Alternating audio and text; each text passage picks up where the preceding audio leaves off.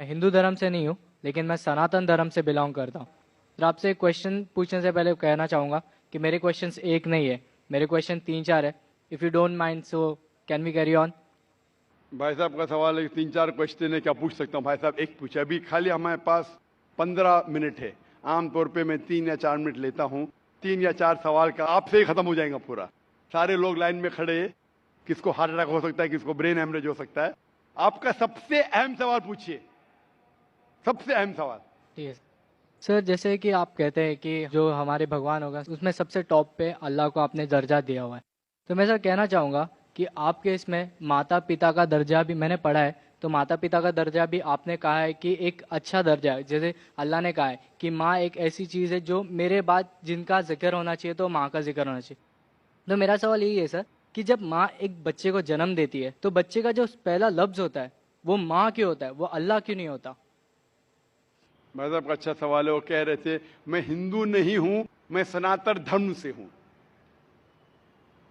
अक्सर लोग कहते हैं ये सनातन धर्म एक शाखा है हिंदुइज्म की। आप कहते हैं आम हिंदू ने मैं मानता हूं, क्योंकि सनातन धर्म के बारे में पढ़ चुका हूं। सनातन धर्म वाले मानते खुदा है के, मानते बुत परस्ती गलत है, मूर्ति पूजा गलत है। आप भी मानते मूर्ति पूजा गलत है? सर मैंने पढ़ा है, मैं जैसे नहीं, आप कहते हैं आप सनातन धर्म से। हाँ सर।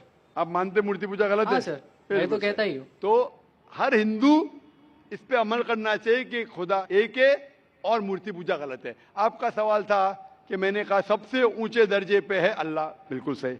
उसके बाद आते हैं वालिदैन। लेकिन बच्चा जब पैदा होता है वो सबसे पहला लफ्ज कहता है मां। क्यों? अल्लाह क्यों नहीं? क्यों मैं बोलूं? क्योंकि अल्लाह को कहने की जरूरत नहीं। मैं कह चुका हूं, हमारे आखिरी पैगंबर मोहम्मद सल्लल्लाहु अलैहि वसल्लम कहते हैं हर इंसान जब पैदा होता है, चाहे हिंदू खानदान में, ईसाई खानदान में, यहूदी खानदान में, वो पैदा होता है मुस्लिम जैसा। मतलब अपनी जिंदगी अल्लाह के अहकाम के हिसाब से मुताबिक बसर करता है। वो अल्लाह जानता है, अल्लाह को लफ्ज की जरूरत नहीं, आप और मुझे जरूरत है, अल्लाह जानता है। तो अल्लाह को बताने की जरूरत ही नहीं। जब पैदा होता है दिल धड़कता है तो अल्लाह जानता है ये मुस्लिम है। How can you say that? मैं ऐसे कैसे आप कह सकते हो कि दिल धड़कता है? तो ऐसा तो दिल तो हम आप सबका मेरा धड़कता जवाब है। सुनेंगे क्या? बीच में मुझे इंटरजेक्ट करेंगे? आपने सवाल पूछा, मैंने इंटरजेक्ट किया? आपने सवाल किया, मैंने इंटरजेक्ट किया? नहीं सर। तो मेरे जवाब को तो खत्म होने दो। जवाब ही नहीं खत्म हुआ, आप कैसा जानते? जवाब खत्म हुआ? खत्म हुआ कि नहीं? नहीं सर। नहीं हुआ। तो सर कह रहे, जरा बात तो मानो, खत्म तो होने दो। आप अगर बीच में इंटरप्ट करेंगे तो एक सवाल का जवाब भी नहीं दे सकूंगा, दूसरे पे जब मानने पड़ेगा मुझे। नहीं सर, आप बोलिए। हाँ, तो आप जरा सुनेंगे मेरे जवाब को तो बोल सकूंगा मैं ना। आपका माइक खुला होने का मतलब ना आप इंटरजेक्ट करे। तो बच्चा जब पैदा होता है, मुझे कैसा पता है? क्योंकि किताब में लिखा है। अल्लाह के रसूल फरमाते हैं कि हर बच्चा जब पैदा होता है, खुदा कहता है हर बच्चा जब पैदा होता है मुस्लिम पैदा होता है। इसलिए मुझे पता चला है। आपने कुरान और हदीस नहीं पढ़ी, मैंने पढ़ा हूं। और दिल धड़कता, मैं डॉक्टर हूं, आपने डॉक्टरी की नहीं की। मैं डॉक्टरी क्या, मैं जानता हूं। बच्चा जब पैदा होता है सांस लेता है, सांस लेने से अल्लाह को पता चलता है ये मुस्लिम है, लेकिन इंसान को नहीं पता चलता है। तो माँ कहता है तो हमारे इंसान को पता चलता है माँ। तो सबसे पहले अल्लाह, फिर माँ। तो अल्लाह को पता लगने के लिए बोलने की जरूरत नहीं, उसका एक्शन ही कहता है कि वो मुस्लिम है। जब बच्चा पैदा होता है, वो सांस लेता है, दिल धड़कता है, वो ही कहता है कि वो मुस्लिम है। बोलने की जरूरत नहीं। जानवर से बात करने के लिए हम बोलेंगे, जानवर नहीं समझेंगे, उनकी जबान अलग होती है, हमारी जबान अलग है। तो बच्चा माँ जब कहता है, मम्मी कहता है, अक्सर म से आता है, अक्सर म से आता है। तो ये लफ्ज आसान लफ्ज है बोलने के लिए सारी जबानों में, चाहे इंग्लिश है, चाहे हिंदी हो, चाहे मराठी हो, माँ बोलना आसान है। इसीलिए ये लफ्ज म से आता है, माँ, मम्मी, मदर, अक्सर। तो ये आसान लफ्ज है, इसीलिए वो माँ जब लफ्ज सुनती है खुश होती है। अल्लाह उसके पहले ही जानता है। तो अल्लाह सबसे अव्वल है। को दिल धड़कता है, सांस लेते, अल्लाह को मालूम पड़ जाता है। आपको नहीं पता चलता है, मुझे नहीं पता चलता। मुझे तो पता लग गया, आपको अब तक पता नहीं चला क्योंकि आपने रिसर्च नहीं किए। आप मुझे पूछेंगे ये बीमारी की दवा क्या है, मैं बीमार, बुखार है मुझे, तो मैं बोलूँ क्रोसिन लो, मेटासिन लो, पैरासिटामोल लो। आपको कैसा पता चला? क्योंकि मैंने मेडिसिन किया, आपने किए?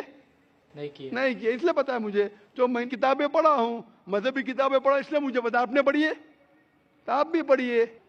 मैं आपसे पूछना चाहता हूँ, मैंने आपके सवाल का जवाब दिया, मैं अभी सवाल पूछना चाहता हूँ आपसे। आप सनातन धर्म से, आप मानते खुदा एक है? हाँ। आप मानते हैं कि मूर्ति पूजा गलत है? हाँ आप मानते हैं कि आखिरी पैगंबर मोहम्मद सल्लल्लाहु अलैहि वसल्लम है? सर, लिखा गया है तो मैं मानता हूँ। मैंने इतने हवाले दिया, वो बहन ने सवाल किया कि मोहम्मद सल्लल्लाहु अलैहि वसल्लम का जिक्र क्या है। मेरी पूरी तकरीर 1 घंटे की, मैंने 1 घंटा तो लिया ने, 10 मिनट के अंदर इतने हवाले दिया।